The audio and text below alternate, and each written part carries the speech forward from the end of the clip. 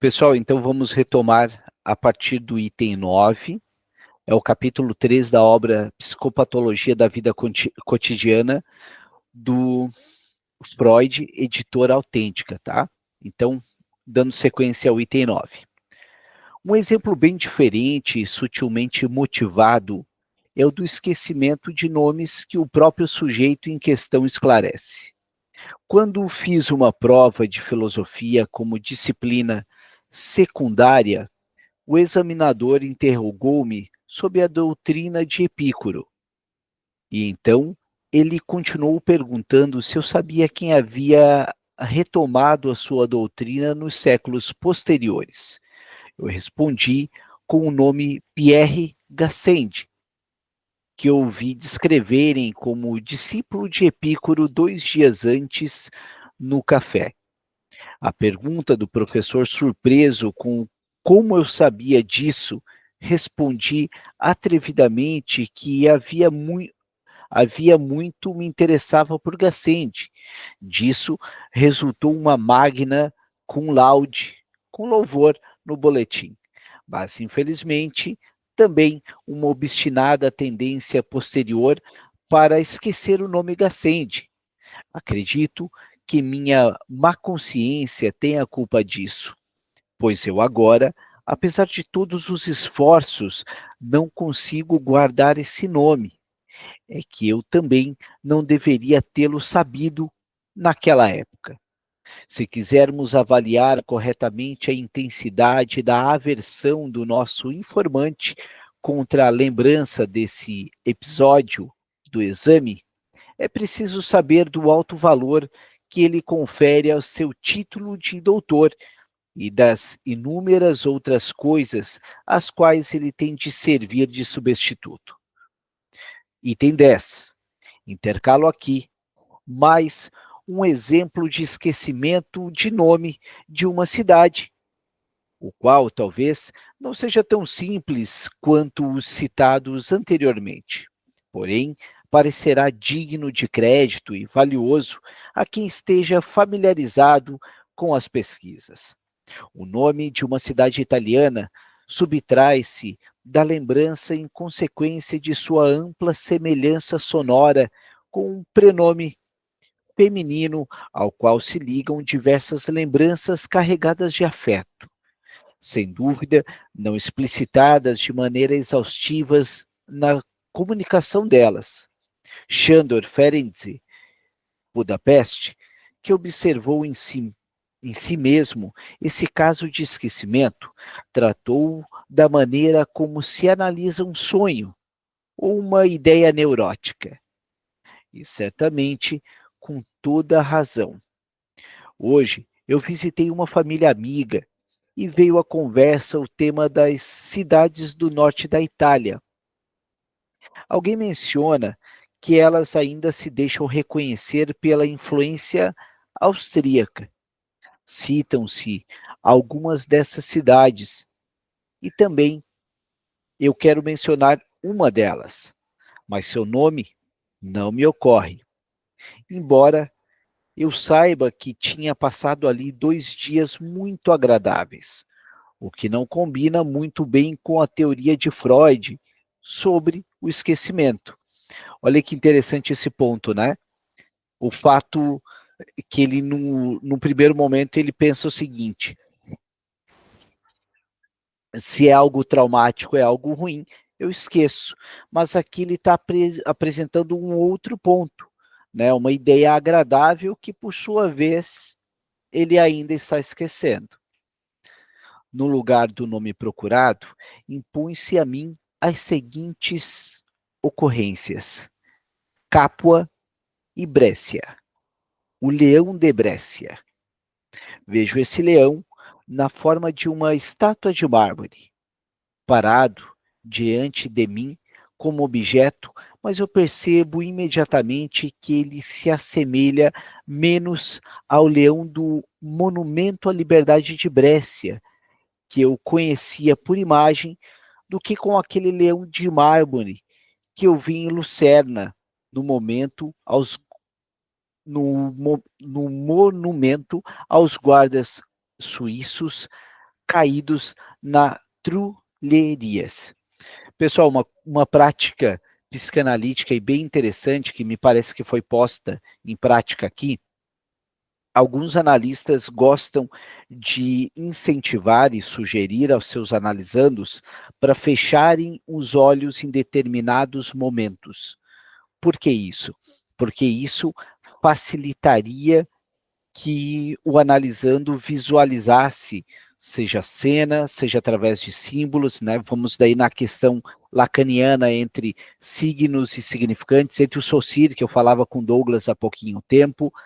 Então, é bem interessante essa prática, tá? Algumas pessoas podem dizer, olha, nesse momento, por gentileza, fecha os olhos, me descreve o que tu está vendo, né? Então, é uma prática não algo incomum, tá?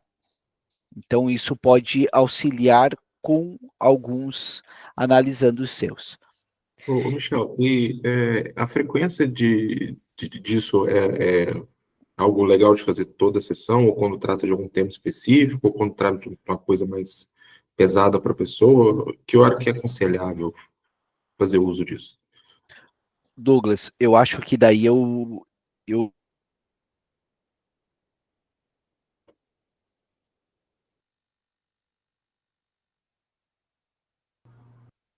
Travou aqui para mim.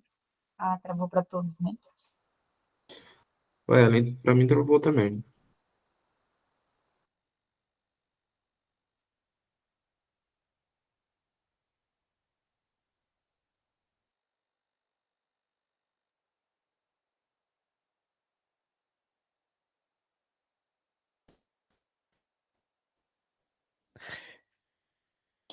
voltei, pessoal. Voltei, tudo certo? Gravando, voltou, né?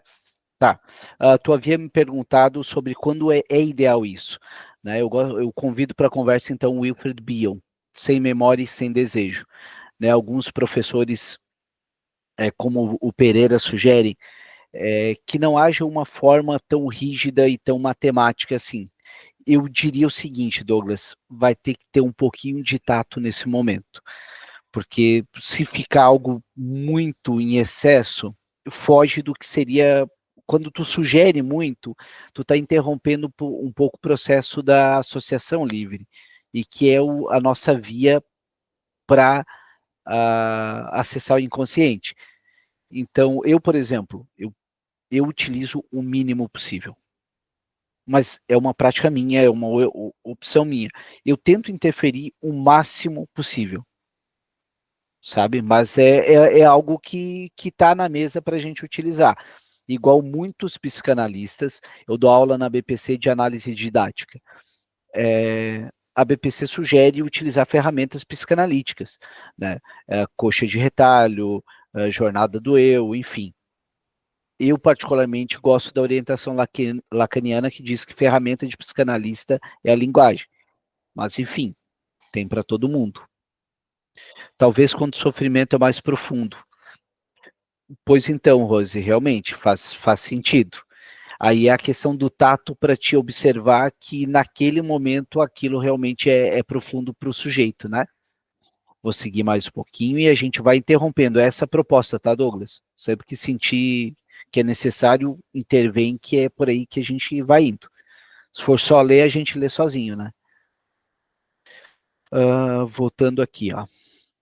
Onde que eu parei? Monumento aos guardas suíços caídos nas Tulherias, e cuja reprodução, em miniatura, guardo em minha estante de livros. Ocorre-me, finalmente, o nome procurado era Verona.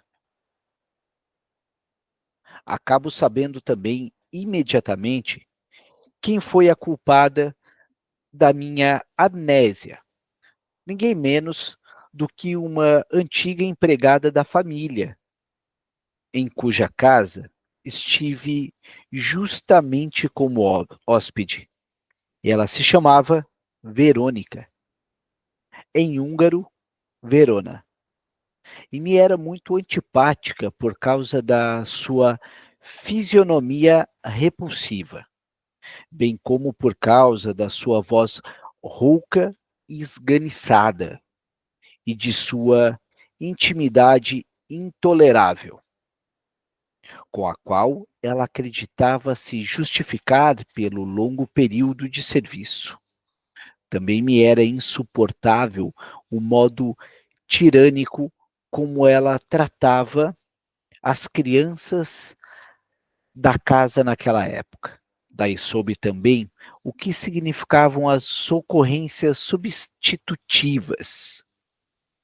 Olha só, mais um termo que é bem relevante no estudo freudiano, né? Ocorrências substitutivas. A partir de Capua, associo imediatamente caput mortum, cabeça morta, resíduo sem valor, né? Então, quanto é desenvolvido aí um mecanismo de defesa para que evite-se aquela angústia, para que se evite aquela sensação, aquela memória desagradável. Muitas vezes eu comparei a cabeça de Verônica com uma caveira. A palavra húngara, capzi, ganancioso. Aí voltamos mais uma vez, né, pessoal, à questão do Freud linguista. Né? Então, quando alguém acha, poxa, o inconsciente estruturado como linguagem do Jean-Jacques Lacan, ele não tira do zero, né? Nos retornos a Freud, ali nos estudos, por isso que o Lacan sempre se disse muito freudiano, então você vê aí o Freud muito linguista. A palavra húngara capsi, ganancioso, certamente proporcionou mais uma determinação para o deslocamento. Naturalmente, também encontro aqueles caminhos de associação muito mais diretos, que ligam Capua e Verona como conceitos geográficos e como palavras italianas com o mesmo ritmo. Capua e Verona. O mesmo vale para Brescia, mas aqui também se encontram atalhos entrelaçados da vinculação das ideias. Minha antipatia era naquela época tão brutal que eu achava Verônica literalmente nojenta e, mais de uma vez, manifestei meu espanto de que, mesmo assim, ela pudesse ter uma vida amorosa e ser amada. Beijá-la. Olha o que estava recalcado aqui. Disse eu. Deve causar ânsia de vômito, Brasheheins. E certamente, há muito tempo ela poderia ter sido relacionada à ideia dos guardas suíços caídos. Brescia não é, pelo menos aqui na Hungria, mencionada em relação ao leão, mas com frequência a outro animal selvagem, o nome mais odiado neste país. Como também no norte da Itália, é o do general Ainal, chamado sem rodeios de hiena de Brescia. A partir do odiado tirano Ainal, um fio de pensamento leva, portanto, via Brescia, a cidade de Verona. O outro passa pela ideia do animal com voz rouca, que frequenta as tumbas, que contribui para a emergência de um monumento aos mortos e leva a caveira e a voz desagradável de Verônica, tão maldosamente insultada por meu inconsciente,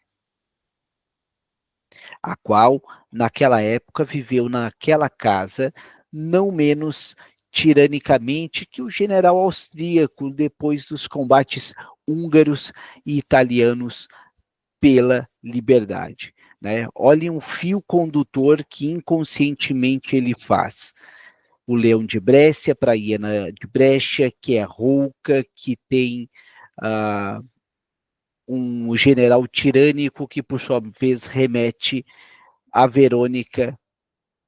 Então, vai entrelaçando todos esses pontos, né? Então, agora vocês imaginem, o inconsciente cria todos esses mecanismos para evitar a angústia. Agora é interessante também nós entendermos o que é ruim o que é traumático para uma pessoa pode não ser para outra. Então, por isso que é importante o sem memória e sem desejo do Bion, que a gente citou. Bom dia, Alberto. Um pouquinho antes. Porque quem tem que dizer se algo é traumático ou não é o nosso analisando. E qual é a nossa função? Até existe algumas linhas de terapias, não propriamente psicanalíticas, que têm por prática repetir a última frase do paciente, daí no caso. Porque o intuito é fazer com que ele se ouça. Na orientação lacaniana, que tende a ser algo mais máscara kabuki, sem expressar muitas emoções, há uma prática muito corriqueira também de nós repetirmos o que a pessoa falou. A pessoa disse, na minha infância, aquele tapa que eu levei daquele colega no rosto foi muito dolorido, mas não me traumatizou, eu reagi bem.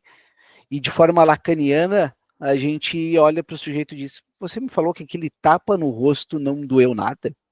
Foi isso que você me disse? Eu não criei nada, eu não interpretei nada, eu somente reproduzi o que o sujeito falou, para que ele se escute. Porque entre a fala e entre ouvir, existe um delay para interpretar aquilo. Então, olha tudo esses mecanismos, essa fala que foi construído inconscientemente. Por uma fração de segundo, para a pessoa observar, é muito complicado. Então, por isso que ao reproduzir essa situação, falar outra vez, tu vai estar reformulando aquilo e vendo, opa, faz ou não sentido, interliga-se os pontos ou não. Querem pontuar alguma coisa enquanto eu bebo uma água?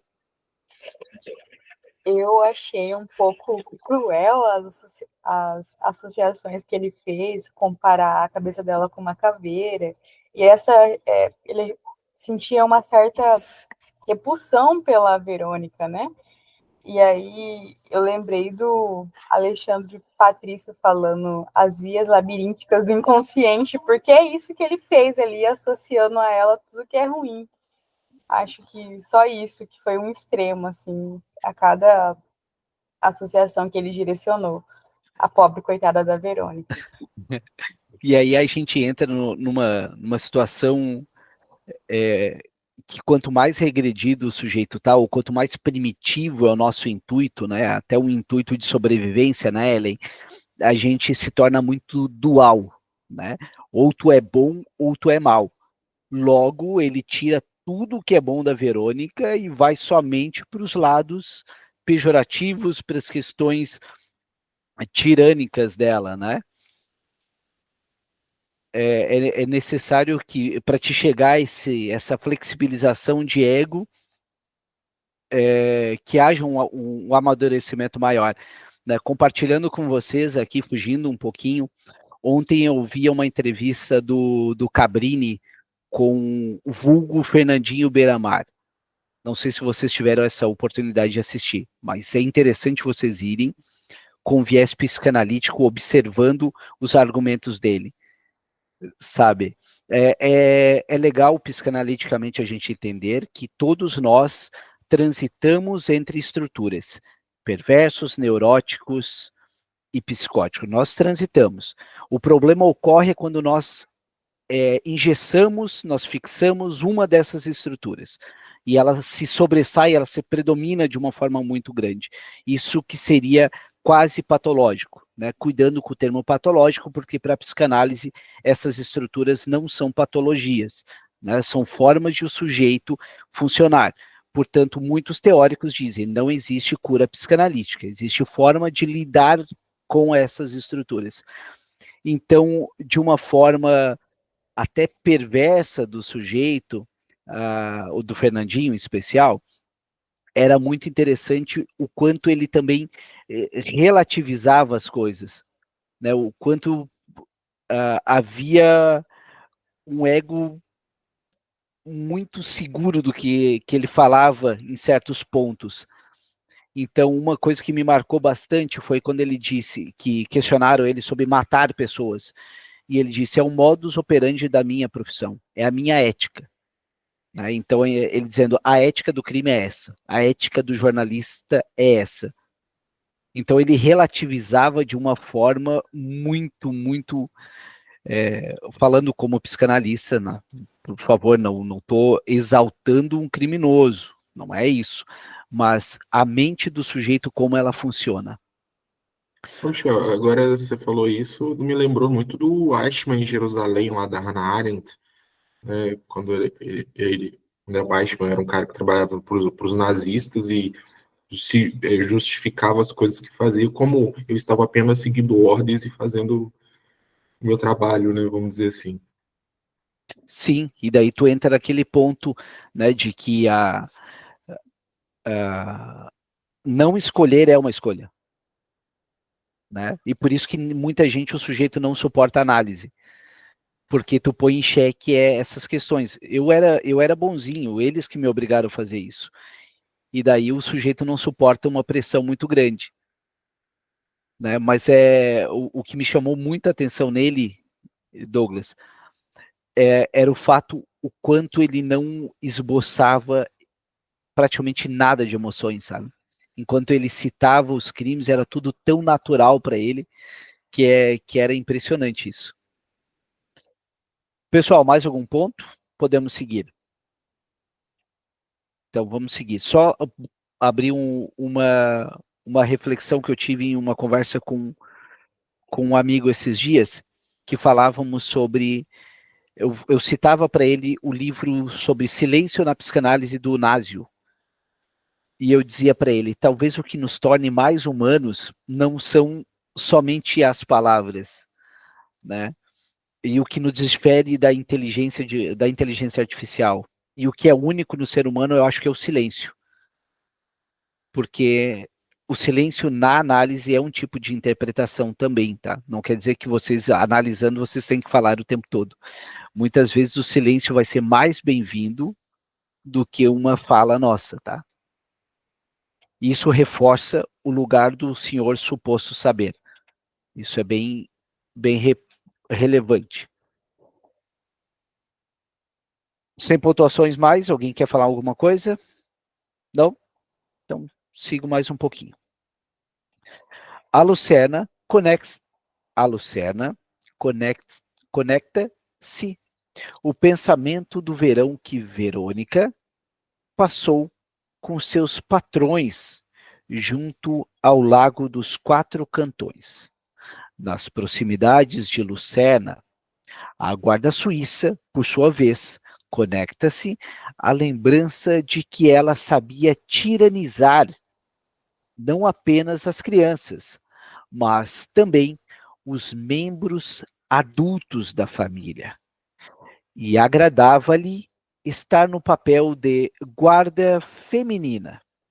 Faço notar expressamente que essa minha antipatia por V está conscientemente entre as coisas há muito tempo superadas.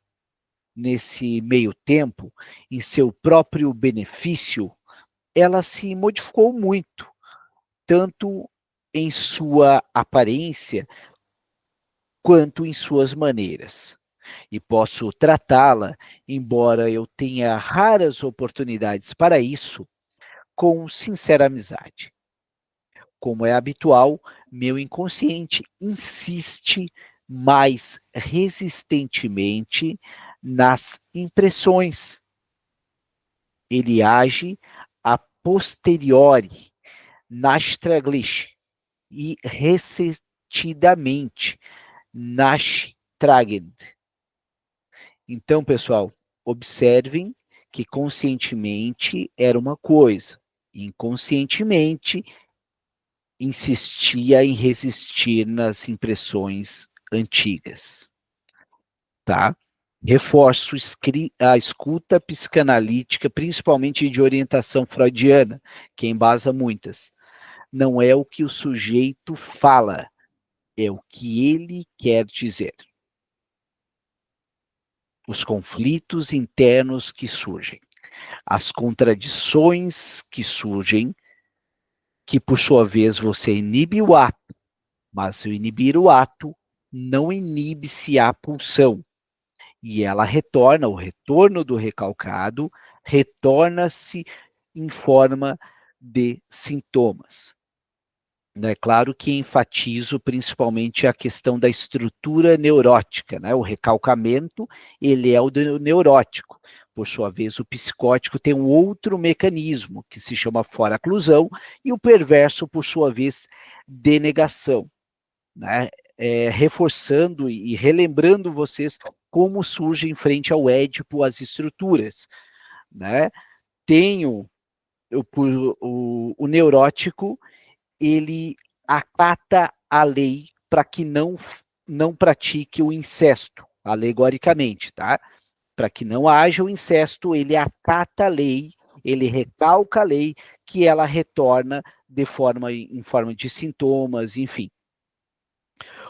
O psicótico, ele desconhece a lei, ele ignora porque ele desconhece, enquanto o perverso, ele nega a lei. Ele sabe que existe a lei, mas ele irá negá-la. Tá? Aí estamos frente ao Édipo, o início das estruturas. Não estaria superada essa versão, embora já estivesse consciente isso? Aí está o detalhe, né? Será que realmente estava?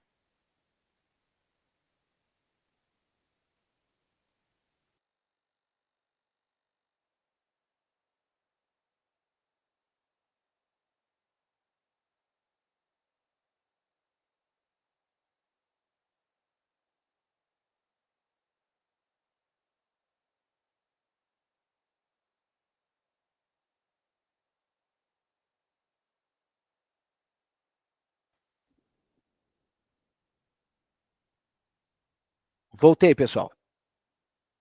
Voltou? Tudo certo? Legal. Ok. Pessoal, toda memória, ela tem, frente à teoria freudiana, o chamado quantum de afeto. Lá por 1895, a energia aqui, né? Então, toda memória tem um quantum de afeto. No momento que há que tu visita isso em clínica e que tu vai falando e que o teu analisando diz, bah, eu de novo nessa situação, cada vez que ele vai revisitando e que vai passando isso, essa memória ela vai sendo desinvestida do quantum de afeto. Então, partimos do pressuposto freudiano que se ele ainda possui ainda o inconsciente ele resiste nessas impressões, parte do pressuposto que essa memória ainda tem um quanto de afeto. Ainda não foi devidamente desinvestida. Vale frisar que amar, governar e analisar. Não, calma aí, desculpa. Analisar, educar e governar. Analisar, educar e governar. São das esfera do impossível. Então, quer dizer, analisar todos os fatores que geraram aquele trauma é impossível, mas podemos chegar o mais perto possível. Então, talvez, se ainda há um ressentimento, pode, talvez, não ter desinvestido toda a memória, ou às vezes não foi todos os pontos devidamente levantados, tá? Então, é a análise que eu faço sobre isso. Rose, por favor. Bom dia, Michel, tudo bem? Bom dia, tudo. Assim, com certeza, isso tudo que você falou. Mas o que acontece na clínica, muitas vezes o paciente está reproduzindo, né, a situação e aí a gente pontua, né, que isso ainda é dolorido para ele. E ele fala, não, não é. Então, assim, eu sei, né, assim, ele está negando, provavelmente, né? É minha pergunta assim. Ele está negando aquela situação, não é mais traumatizante. Mas então aí eu pergunto, se não é mais traumatizante, por que veio à tona? Porque aí tá fica um pouquinho assim, né? Tem um resquício aí, né, dele estar trazendo de novo aquele conteúdo. Deu para entender? Deu para entender e eu dou continuidade a isso que tu disseste, né? Ah, E quando vem esse tipo de memória, Rose, é o tipo de memória desconfortável e que tu pega principalmente, diga que como você se defende, que eu vou dizer como como és, né? Como tu se defende é como tu é. Então, de certa sim. forma, essa negação, que é um mecanismo de defesa mais primitivo, nós temos aí uma situação que ele vai negar para ti, é desconfortável e é o tipo de memória que no dia seguinte vai estar batendo na pessoa. Mas será que não é mesmo? Será que não é? Ah, Tô te dizendo experiência de uma analisando a minha, tá? sim. No dia Tá. seguinte, ela mandou uma mensagem, ela dizendo, nossa, essas, tô me sentindo muito mal. E daí, ok, conversamos um pouquinho, não dei muita ênfase, porque é interessante, principalmente, dependendo da estrutura do sujeito, se está muito fora de contexto, isso pode ser utilizada contra ti futuramente, Sei. tá? E não vai resolver para o teu analisando. Mas conversamos um pouquinho, e daí na semana seguinte ela chegou essa pessoa chegou para mim e disse: o pior que é verdade, tá? O pior que é verdade. Só que o detalhe é muito, muito importante isso.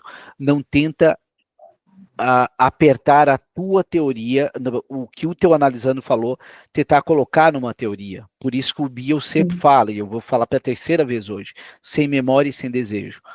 Porque se Sim. tu tem essa memória da teoria, tu quer encaixar aquilo dali, tu fica forçando e tu fica tentando persuadir ou convencer ou manipular até mesmo o teu analisando para que faça sentido. E não é isso. Tu não tem que ter Sim. razão o tempo todo.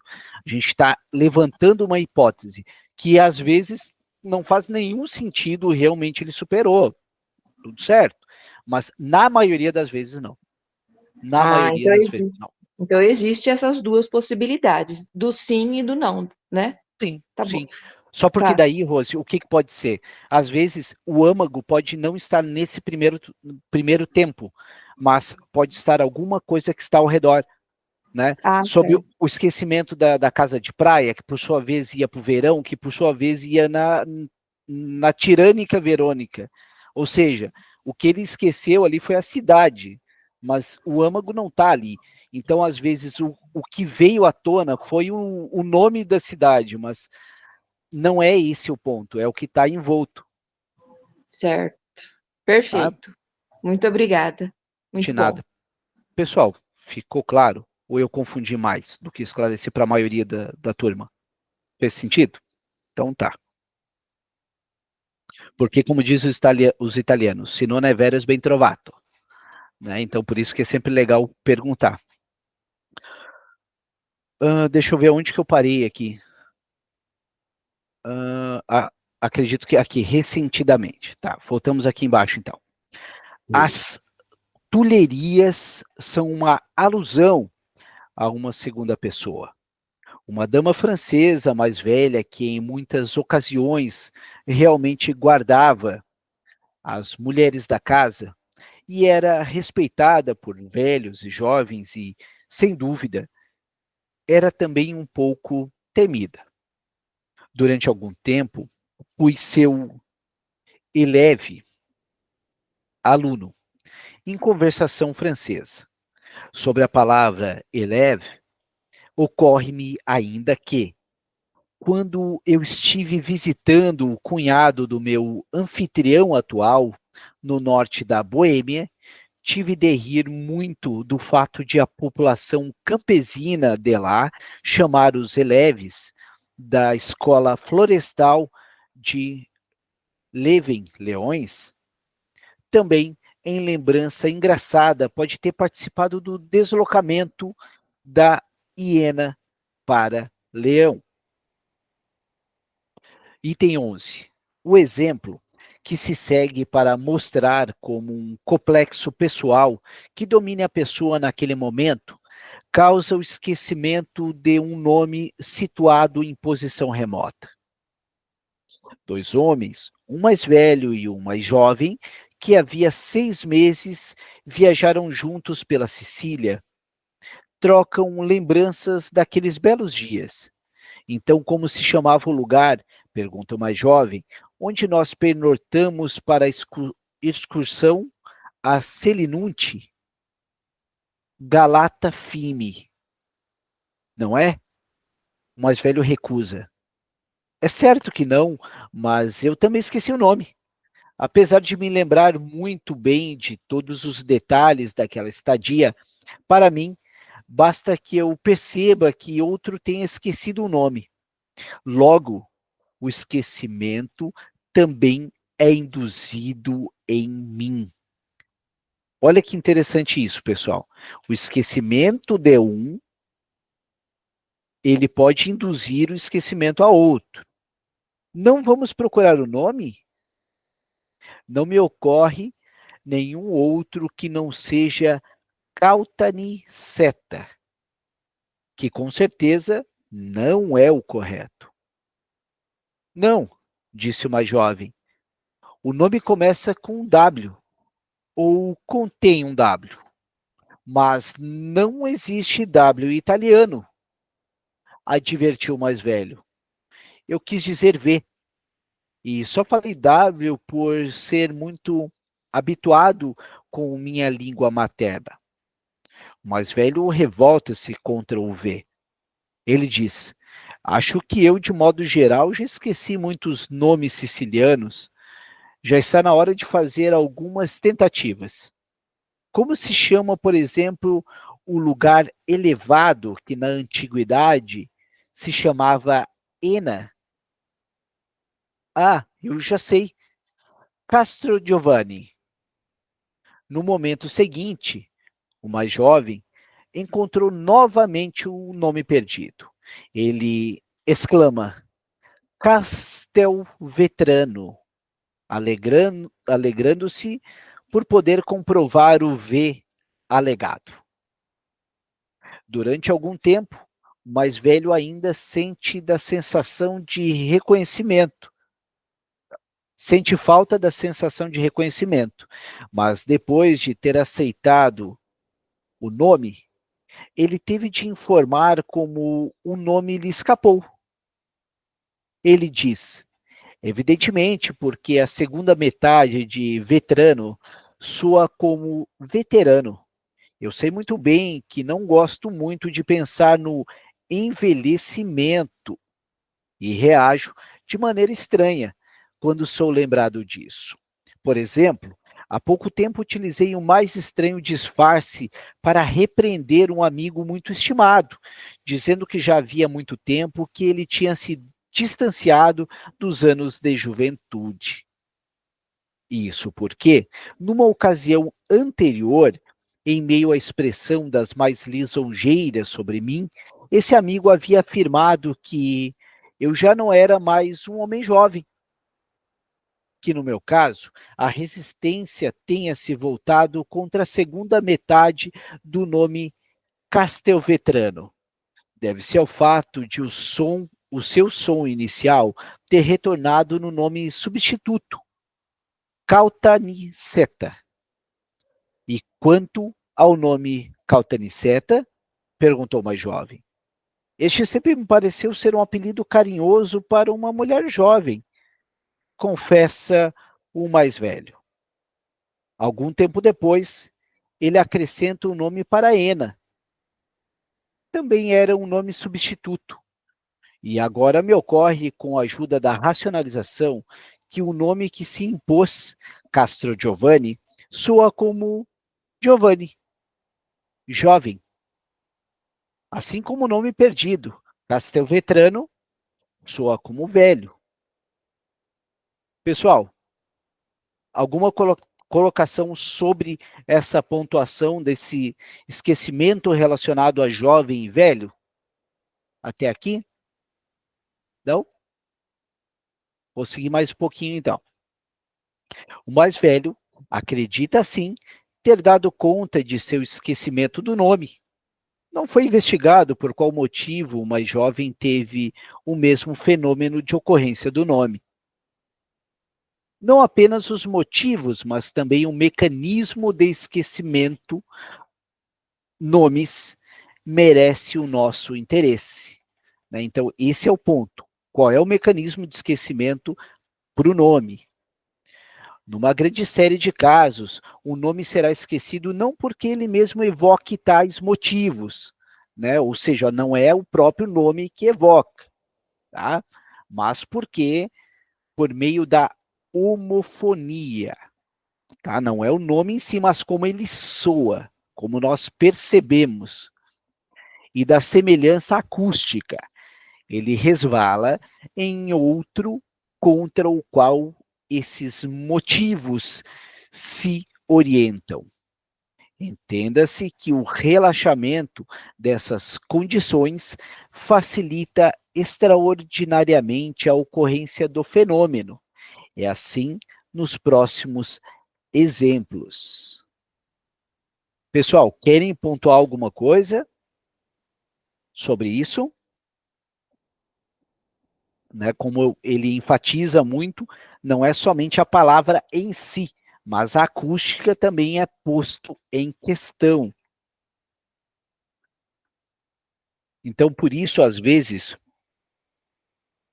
até para nós mesmos como analistas, é comum, às vezes, nós encontramos o que precisávamos. Enquanto a interpretação lacaniana tende, através do corte lacaniano, que pode durar 20 minutos ou pode durar 1h30, tu encerrar a sessão frente a uma interrogação e que o nosso analisando leve para casa aquela inquietação, a freudiana tende a ter uma interpretação do insight, normalmente. Isso remete a isso.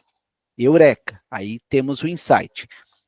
O detalhe, há uma armadilha nisso de nós acharmos, encontramos agora, e há uma predisposição a querer parar ali, já que isso enfatizaria o insight. Então, por isso é importante, e que o Freud mostra, como a gente está vendo ao longo do capítulo 3, que o esquecimento pode ser de várias formas. Então, às vezes não é um ponto, pode ser múltiplos pontos, ou às vezes aquele ponto pode não coincidir. Então, observe para ter sensibilidade, para além de indagar o seu analisando, estar também num processo ali, digamos, contratransferencial, que pode surgir também, se indagar, tá? Certezas na psicanálise, principalmente a lacaniana, ela é do registro do imaginário, o qual que normalmente nós tentamos simbolizar para chegar o mais perto ali da questão do real, né? Então, as certezas são nossas inimigas. E nós, neuróticos, sinto muito, vamos ter que aprender a conviver com elas. Então, todas as certezas, vamos devagar com elas, tá? Vamos devagar de pensar e devagar, né? Um trocadilho com as palavras. Alguém quer pontuar alguma coisa, por gentileza? Frente ao que eu apresentei? Né? Frisando a associação livre. Ninguém vai ser corrigido ou vilipendiado se apresentar suas opiniões aqui. Michel, daí parece-me uma coisa que deve frustrar muita gente, que uma terapia boa não vai ser uma pessoa que vai te encher de conselho, né? Que vai te ouvir pra caceta, né? Não vai. Muita gente que procura o terapeuta querendo respostas, né? E aí sai da sessão com uma cacetada de perguntas, aí a pessoa realmente fica bem frustrada. Eu já conversei com algumas pessoas que me disseram exatamente isso, que não quer saber de psicanálise exatamente por causa disso. Que ela quer uma sessão que sai com respostas, não com mais dúvidas. Aí, não sei se... Enfim. Então, tanto que quando a técnica ativa do Chandler Ferenczi, ele inicia, ele chega a um ponto que ele nota que ele está se colocando num lugar de pai, né, num lugar de sujeito, e está alçando o seu analisando, ou fixando, ou regredindo a uma questão de objeto, uma questão de ser passivo ali naquele ponto, né, um certo momento. Então, é isso que a psicanálise faz, é dar a responsabilidade para o sujeito.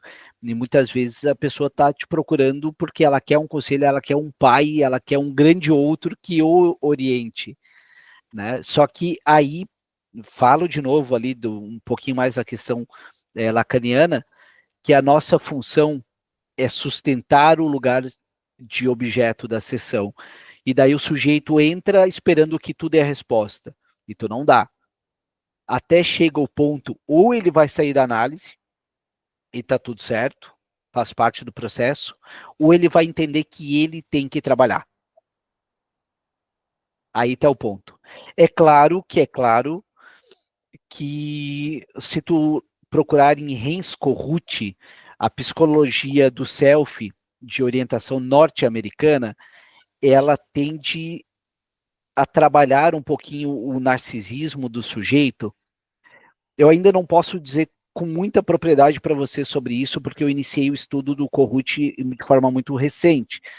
Mas a base do Kohut, ela está em servir, o analista servir de suporte para construção, para reconstrução do ego do sujeito, que está muito fragmentado.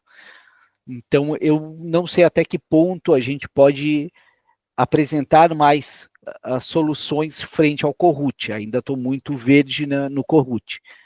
Mas deixo aí uma inquietação para vocês pesquisarem frente ao Kohut.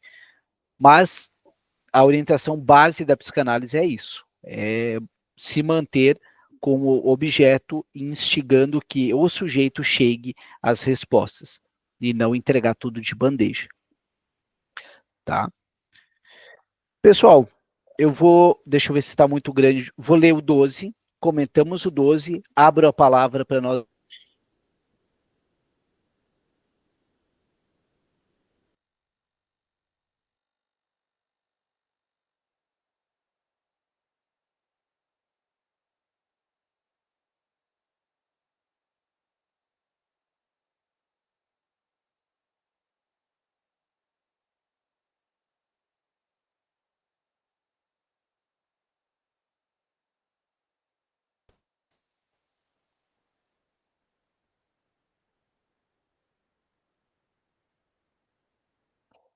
Voltando, vamos ver se vai voltar. Voltou? Voltou. Beleza. Esse é o nosso 4G no Brasil, pessoal. Já que o Wi-Fi está fora, o 4G faz isso. Item 12. Dr. Ed Hitchman. O senhor N quer indicar a alguém o nome da livraria Gilhofer e Ranchburg. Por mais que pense, só lhe ocorre o nome Raschenburg, embora a firma lhe seja bastante familiar, voltando para casa levemente insatisfeito. A coisa se torna suficientemente importante para perguntar a seu irmão, que aparentemente já estava dormindo, sobre a primeira metade do nome da firma. O irmão deu o nome sem hesitação. Em seguida, ocorre imediatamente ao Sr. N para Gilhofer a palavra Gauhof. Sobre Gauhof, alguns meses antes, ele tinha dado um passeio memorável na companhia de uma jovem atraente. Como recordação, a moça deu a ele de presente um objeto com o escrito: para lembrar das belas horas em Gauhof. Nos últimos dias, antes do esquecimento do nome, esse objeto foi, talvez por acaso, fortemente danificado por N em um rápido fechar de gaveta, o que ele, familiarizado com o sentimento das ações sintomáticas, constatou com sentimento de culpa. Nesses dias, seu estado de espírito estava algo ambivalente em relação à moça, que na verdade ele amava, mas ficava hesitante diante do desejo dela de se casar. Internat, Zeitschner. Tá, não, aqui é só o livro, 1913. Pronto.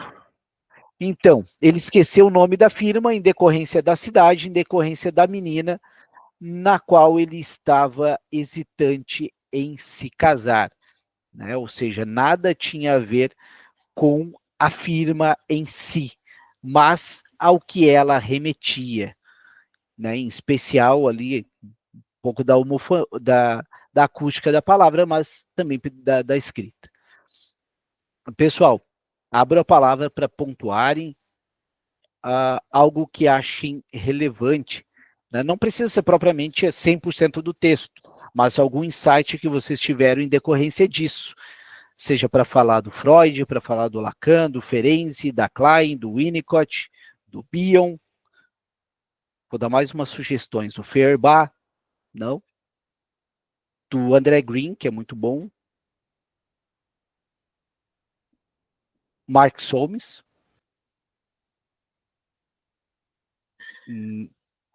Pode falar, Douglas, por favor. Não, é bastante gente, eu tô ficando assustado. É muito autor para começar. Eu tô tentando ler um só e tá complicado. Não, mas é tranquilo, cara, faz parte. Mas é interessante quanto que a questão do esquecimento ficou uma coisa que me pegou bastante. Eu estava conversando com uma pessoa esses dias e a pessoa estava me comentando quanto que a memória dele anda. O cara estava me contando quanto que a memória dele anda ruim. Só que ele vem de uns anos assim muito pesados, assim, o que aconteceu no ano passado, no ano retrasado, durante a pandemia, né? Foi tudo muito difícil. Durante a pandemia o cara teve depressão, o negócio foi feio pro lado dele.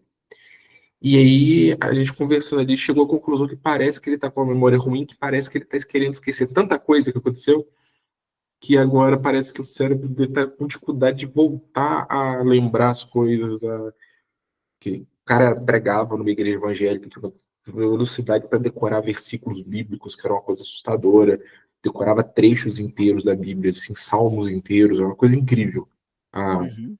e hoje ele tá sentindo falta disso, sabe? Dessa capacidade de ler textos, decorar tudo e falar tudo e conseguir repetir. Mas aconteceu tanta coisa no meio do caminho, associado, Então, inclusive. mas olha só, deixa eu pegar no pulo antes que eu perca o fio da meada. Até que ponto lembrar para ele significava lembrar de trechos bíblicos e o quanto ele quer esquecer o fato de que lembrava de trechos bíblicos. Então, o quanto ele quer esquecer desse período, Sim. Ele quer né? esquecer.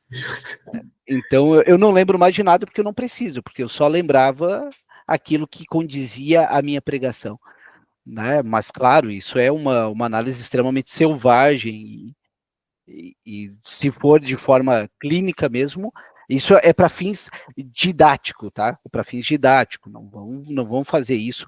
Inclusive, a, a, a minha ressalva a algumas abordagens, e principalmente é muito importante a prudência, né? O que é uma análise selvagem? Selvagem no sentido de selvageria de agredir o outro com algo que ele não está preparado. Por isso que é tão perigoso e por isso dar sugestões, ou principalmente dar insights do que é a interpretação do sujeito, interpretar pelo sujeito. Então, às vezes, tu vai saber lá pela, sei lá, 8 meses de sessão, tu já entendeu onde que está o âmago da questão, mas tu nota que teu analisando não chegou ao mesmo ponto que tu, mas está muito explícito. E daí tu leva para a supervisão e na supervisão está constatado a mesma coisa que tu já imaginava, mas tu não pode dar para o teu analisando aquilo. Isso seria o que a gente chama de psicanálise selvagem, é dar algo que aquele ego não está preparado, que levou muito tempo construindo para se defender. Então, por isso, quando eu te falo sobre essa questão da pregação, ela é para fins didáticos, né? Chegar assim, bater no sujeito não resolve nada. Muito pelo contrário, diz mais uma questão egóica tua do que querer ajudar o sujeito. Rose, por favor. Eu ia pontuar essa última questão aí. Deixa eu ver. Pontuar a pessoa, porque assim, muitas vezes, mesmo você dando um feedback para o paciente, ele não torna aquilo, aquilo não se torna consciente para ele. Isso é interessante, é muito interessante. Então, ele realmente vai ter o momento dele para tomar consciência sobre aquele mecanismo, né, que ele está reprimindo tanto. É mais ou menos isso que eu acho que eu queria falar. Então, não adianta muitas vezes pontuar o que está acontecendo. Eu também pensei da mesma forma que você, esse amigo do Douglas, ele só quer esquecer, pensei dessa forma, sobre conteúdos bíblicos que já não fazem mais sentido para ele. Foi isso que De eu forma consegui rápida, né? Isso, exatamente. Não faz mais sentido, não quero mais lembrar. Por isso que tem que ver o contexto um pouco maior, o que ele está esquecendo, né? E pontuar que ele não quer lembrar disso, literalmente, justamente desse ponto da Bíblia, vai ferir o ego e ele não vai entender o que está acontecendo. Porque o insight dele é lá na frente, assim como você estava falando. E eu percebo isso muito na clínica. E daí, Rose, é um grande desafio que nós temos sobre essa questão de não ter a pressa para querer curar o sujeito. É claro que a gente está numa sociedade muito acelerada, quem lê Byung-Chul Han vai notar isso, Sociedade do Cansaço, enfim, tantos outros. Byung-Chul Han contextualiza muito bem, o Bauman contextualizava muito bem com modernidade líquida.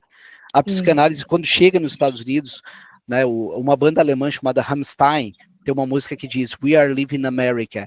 Né, nós aqui do Brasil somos extremamente influenciados pelos Estados Unidos. Tivemos uma bandeira que era igual à dos Estados Unidos, só mudava as cores. Então, a psicanálise não passa despercebida. A psicanálise do Hartman, da Nancy Williams, do Corrucci, todos radicados nos Estados Unidos, quando chega aqui no Brasil. Então, nós temos um pouquinho de pressa e a gente tem que se policiar para não ter pressa para querer curar o teu analisando. E se abster. Exatamente. E fala mais. E para que chegue no âmago da solução do sujeito, né? No caso dessa conversa que eu estava tendo, eu não me senti naquela hora ali com problema nenhum de dizer isso, Michel, porque era uma conversa informal, né? Não era uma análise, né? Sim, claro. Mas faz todo sentido o que vocês disseram. Se fosse uma análise, seria muito precipitado, mas conhecendo a pessoa, né? Conheço, né? Amizade, etc e tal, né? Me leva a concluir algo semelhante, mas é porque também eu convivi com essa pessoa nesse tempo também, né? Então, a gente consegue construir uma questão que parece fazer bastante sentido. Eu aconselho que ele converse com o terapeuta dele, né? Mas realmente é interessante. É importante a gente ter esse senso, né, de sem pressa, né? A gente está tendencioso a querer achar resposta para tudo o tempo todo. E isso é muito complicado. E aí a gente lembra de coisa demais e esquece de coisa demais, né? Para tentar encontrar um sentido para si. Não, o velho poema do Mário Quintana, que eu acho genial quando ele diz, né? Eu já esqueci de você, mas quando eu vou parar de lembrar que eu te esqueci? Né, contradição é linda no Mário Quintana. Pessoal, encerramos por hoje. Obrigado pela parceria de vocês. E oficialmente bem-vindos a 2025. Obrigada, Michel. Obrigado. Bom dia para todos. Bom dia. Bom dia, tchau, tchau. Tchau, tchau. Gravação.